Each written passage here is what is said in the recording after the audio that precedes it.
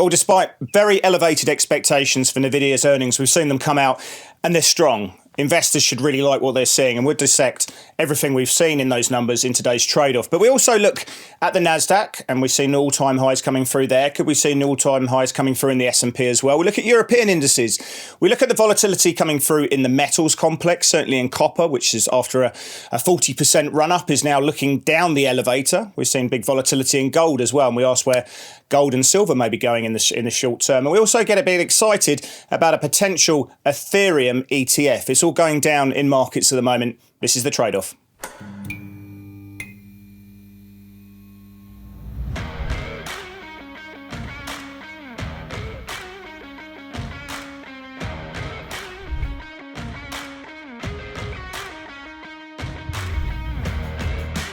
Well, hello, I'm Chris Weston, Head of Research here at Pepperstone. I'm going to be joined by my good friend Blake Morrow from Forex Analytics. We will be discussing, as always, the inner sanctums of financial markets, the inner workings of what catches our eyes, the technicals, the setups and the fundamental news, which is grabbing our attention. Mr. Blake Morrow, would you come into the programme, my good sir?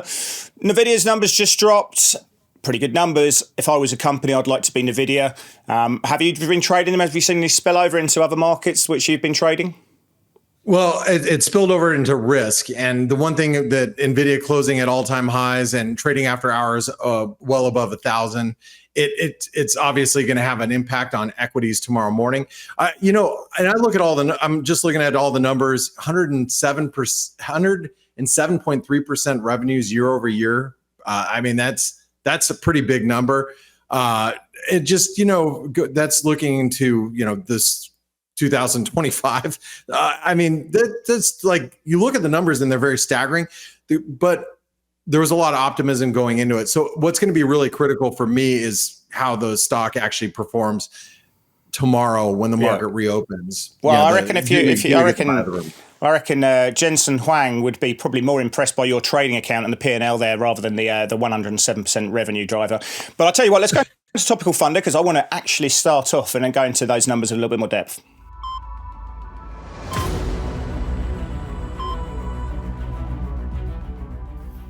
Well, okay, it's probably the most the cornerstone of everyone, a big investment manager's portfolio. It's a core holding. Everyone owns it effectively. I mean, rightly so. It's, the AI is the biggest change in tech and evolution in tech in 20 years or so. And, it's the future. And NVIDIA are at the forefront of that situation.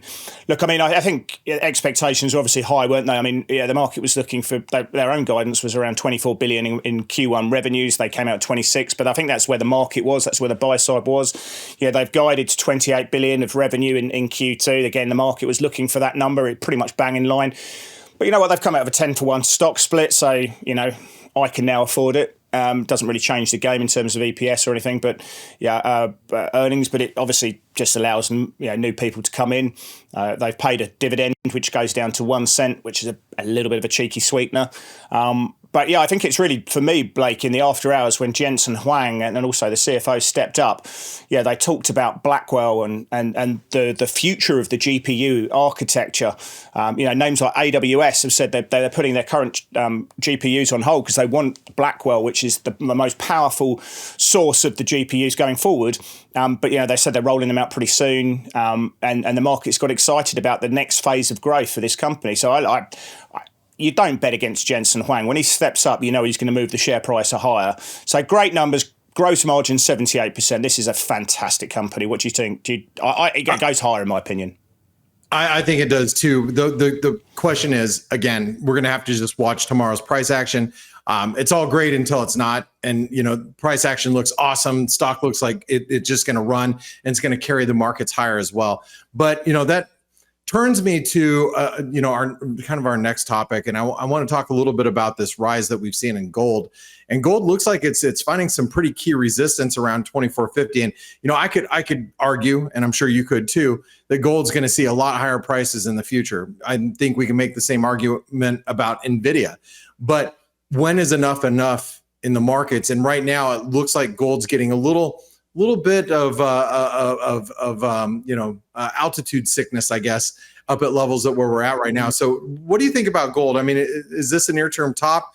you still looking to buy dips? How are you going to play it? I like buying dips, but you know what? The funny thing is I had a couple of clients asking what's making gold go up to 24.50, and I say, just don't even think about the fundamentals. I have no idea how people trade gold from a fundamental perspective because it's moved away from real rates. The dollar's had no real influence, and the biggest thing that I find that has the influence on the gold price is China's holdings of gold as a percentage of its FX reserves. There's been a very strong correlation, but that data doesn't come out on a real-time basis. It doesn't come out daily. It comes out, I think like once a month. So, how on earth do you trade gold when there's clearest fundamentals around central bank buying and a lot of stuff which is very, very opaque? You just follow price. You've got to be a slave to price. React and cut those losses quickly. That's the way I see it. So, I think a lot of what we're seeing is hedging against government deficits, and the Chinese effectively ramping up their holdings. So, I don't know. Tell me where China's going to continue buying, and I'll tell you where the gold price is going. But I wouldn't be betting against gold. I mean, you've got these little rollovers we're getting at the moment, but it was obviously a lot of these commodities have run hard, and we're just seeing a few people jumping ship, right? Yeah, I agree with you. And that's the thing. I think you said it correctly there. You can't bet against it. Now it's just trying to find tactical levels to get long if you can find them. If we get a dip that's good enough, juicy enough for longs to step back in, that's what I'm going to be looking for in the days ahead, Chris. Yeah. No, I agree. I mean, copper's the other one as well. I mean, we've seen some cheeky workings going on where people were trading the arb between LME copper and CME copper, and that blew out to $1,000 or so. But it looks like that's now down the elevator as well. But I mean, that's what happens after a 42% rally, and we saw one of the biggest moves in net positioning in the CFTC report, where we saw one of the biggest short positions then suddenly go to one of the biggest longs in a couple of weeks. So it was a massive positioning shift that we saw from short sellers effectively that got us up into $5.15 a pound, and it's coming under pressure. But I think you can bet against copper. We'll have to see what happens with China. I want to quickly, just while we're here, actually just talk about the US dollar side of things, because rates have come back a little bit. We saw a pretty hawkish set of minutes coming through. We saw Christopher Waller giving a fairly defined timeline effectively for the first rate cut. But where you seeing the dollar at the moment? I've got a technical chart. We can look at it in a second. But where's your skew, and how would you play in the dollar right now?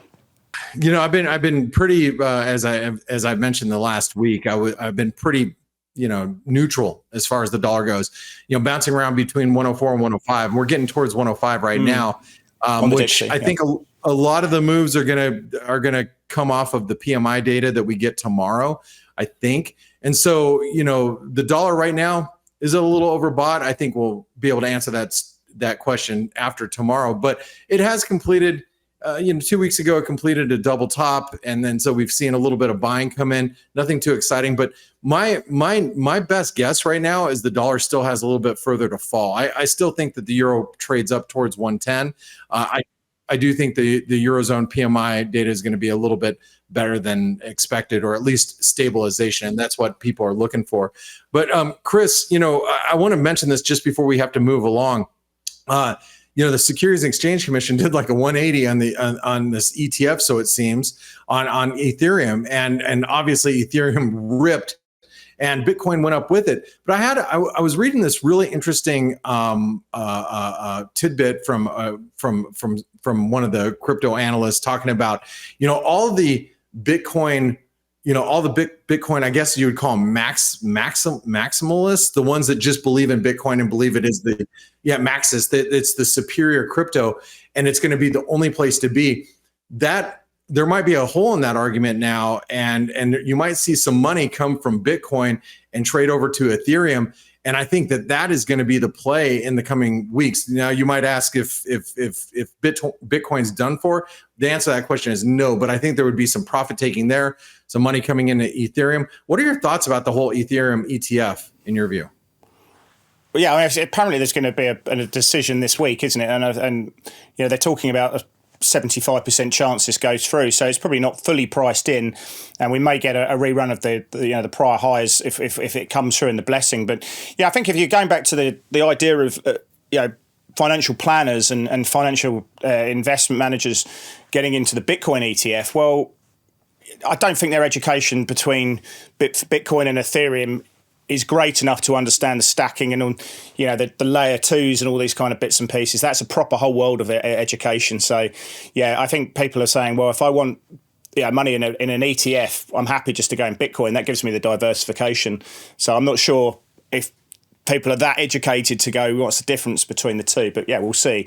But yeah, I think we're looking for a price. I don't think I see a low probability of a buy the rumor, sell the fact. I still think there's further highs to come in the crypto scene, whether it's Bitcoin, Ethereum. The on-chain data that I'm seeing says it's not overloved, and it all looks fairly constructive at the moment. So yeah, I like buying pullbacks. I think it goes higher here. So we'll see. But anyways, quite a lot going on as we talked about. I still like the pound right now. I think the Swiss franc is where you want to be on the short side at the moment as a funding currency. But let's go look at some of the charts that we're seeing, and that's the setup.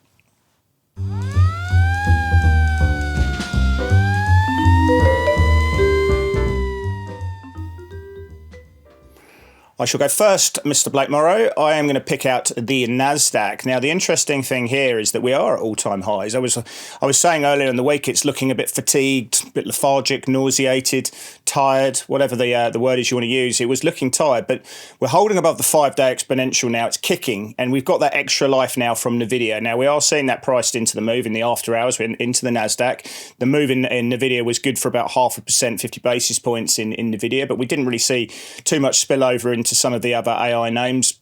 AMD, Broadcom, Micron and Marvell had a bit of a pop. But look, I like this. It's going higher. The question now is do we see people chasing NVIDIA? Do we see the optionality flow, pushing market makers to hedge their delta and push that up? And if we do see that, then the NASDAQ's got upside. The chart at the moment, is breaking out. Can we break into 19,000? That's the question I've got. Right now, We've found that momentum pushed again. We're holding that 5-day exponential moving average. For me, I'm either neutral or long. But again, if you're working on sort of 4-hour, 1-hour daily charts, I think I wouldn't be short at the moment. That may come, but right now it's onwards and upwards. All right. Well, my first setup, Chris, is actually going to be silver. And look, I'm looking for $30. Please. How do you say it? You're going to fill your boots, back up the truck. That level was a big level. Yeah, fill the boots. If we get down to $30, that was a big level and a big breakout point, going all the way back to 2020. You see, I had to squish all the data on this daily chart. What you will notice is that RSI on the most recent move confirmed the move higher. So it did get overbought. It worked off overbought signals already. So any dip towards 30, I'd be watching price action around there, and I'd be looking for longs. So just to let the cat out of the bag here, yeah, I still think gold goes higher. I think silver goes higher. I like precious metals to the upside, and I specifically like the 38% retracement of the last move higher. Now, when I say the last move, I'm talking about the lows, the lows that happened in early May to the highs of May. That 38% retracement comes in right at 30.14. So that's the level I'll be looking for longs for silver. Yeah, I like it because you've had this massive positioning. Everyone's just got long. So you flush out a few of the longs, get a cleaner structure, buy the dip in that. So I like that from a positioning perspective. Let's go into the dollar index because we talked about it in the market pulse section. But we can see now that consolidation that's taking place. Actually, if we were to scroll out, you can actually see another triangle. So, yeah, the buyers and sellers are just failing to sort of exert themselves. And we're seeing, a bit of a battle going on at the moment. Someone needs to win this one out. Now, we've got a bit of upside to get to the top end of that resistance, the downtrend that's coming through. I think if we get a break of 4.89% on the 2-year Treasury, US Treasury, then the US dollar's got some upside. The problem is the euro looks reasonably strong at the moment. So if you're betting on the US dollar upside, you want to really be doing it, in my opinion, probably against the yen and also the Swiss franc. They're the weaker links. But the euro looks reasonably attractive at the moment. We're seeing some signs of better growth. So, yeah, it's difficult to play. But I think a break of 4.89 in the 2-year and, the dollar index probably pushes back into sort of the 105 levels, I suppose. But yeah, probably maybe towards sort of halfway in between there. But it's just that consolidation we're seeing. It's an interesting chart, in my opinion, because eventually this will break and it will set a trend off. But it just really epitomizes the sort of the neutral stance that you have, Blake, in that situation there. So watching the Treasury market very closely. The next big data point in the US doesn't really come until payrolls on the 7th of June. So I still think we're going to probably see some chop in the US dollar short term. I'm using consolidarization, just so you know. That's my just turn. So you know. There's a cheeky TM at the back of that one. All right. My last setup is going to be nat gas. And my question is, are we out of gas here? We are at a key 618 retracement. If you look at the relative strength down below in the lower pane, Chris, whenever we get up here, all of last year in 2023, this marked a high. Now we just got above the 200 DMA. We're at a key fib level. Relative strength is overbought.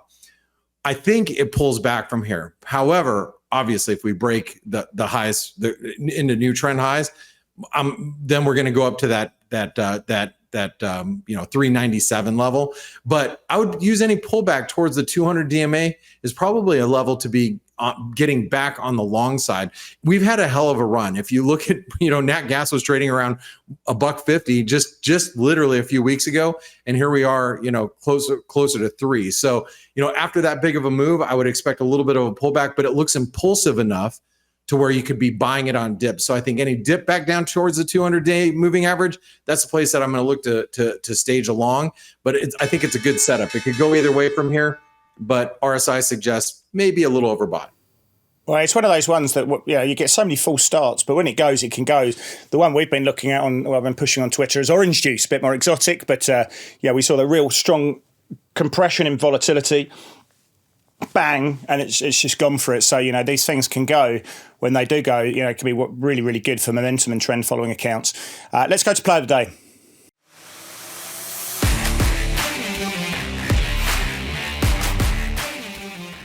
I'm going to go for. We're both on the Euro vibe. Sterling Swiss as well. Let's bring on Euro Swiss. I've got Euro Swiss. It's a little bit like my Aussie Swiss trade from last week, which was working quite nice. It's rolled over a bit, it's still in the money, and it still hasn't closed below the 5-day moving average, which is what I wanted to see. So we're still in that position. I'm still in that position. But also Euro Swiss now, it's firmly broken out. Well, look how many days up that's gone up for. It's 8 days in a row that we've seen, but it's still holding that 5-day exponential moving average, a little bit like what we're seeing in the in NASDAQ at the moment. But that range expansion through the highs there, I like it, and I think this has got parity written all over it at the moment. The fast money accounts on the Insto side are buying sterling Swiss, and they did so yesterday. Given what we saw with the CPI number, the June meeting there was priced finely balanced. There's no hike being priced in. Of course, we've seen the election being called in the UK, and the Bank of England have never cut rates in a meeting 2 months before the election. So June's off the table there. I like sterling Swiss higher. I think Swiss now is the weak link in G10FX. So I'd be using that as a funding currency. And we've got European PMIs. So I think stay long this. I think this has got parity written all over it at the moment. The Swiss trade of 2024, short Swiss, is the gift that keeps on giving. I like it, Chris. Keeps giving. All right, my play of the day is going to be the Euro Sterling, and I stole this, Chris. I stole it from my colleague Ryan Littlestone. He does the UK trade off with Mr. Michael Brown. And genius borrows, talent steals. Yeah, hey, take it as a compliment, Ryan, when you see this. No, I just think it's such a huge level. Now, we do have PMIs. We have Eurozone PMIs. They come out about an hour and 15 minutes before the UK PMIs. Hopefully, they're a little bit better than expected in the Eurozone. That'll keep that 85 level in play. Hopefully, we can bounce off of there. But I think it's such a critical level, and it's well defined from a risk point of view. You know where you're wrong, and I think that's going to be the biggest key tomorrow is below 85 cents or 85 pence. You probably don't want to be long anymore, but a nice bounce off here like it's given us all of 2023 and 2024. We can head back up towards the 50 DMA after that. So I like the Euro Sterling here long. I bought some earlier today. I don't mind adding to it tomorrow if it likes to bounce. It almost seems too easy. As far as support levels go, that's about as strong or defined as you're going to see in any chart, right? Look at the state of that. It looks like it's pretty important. I wouldn't be surprised if we trade a little bit below it, following the data, but it's where we close is going to be most important. Yeah, you buy it because you'll probably see a bit of a stop run. Everyone's got their stops below those levels, I'd imagine. Of course. Anyway, Blake, thank you, my good sir, for some great thoughts. And for everyone who's been watching at home, thank you very much. If you could smash the like button, we'd really appreciate it. Share it with your friends and loved ones and leave a comment about how you're trading the financial markets. And we'll see you back next week for more of the trade-off.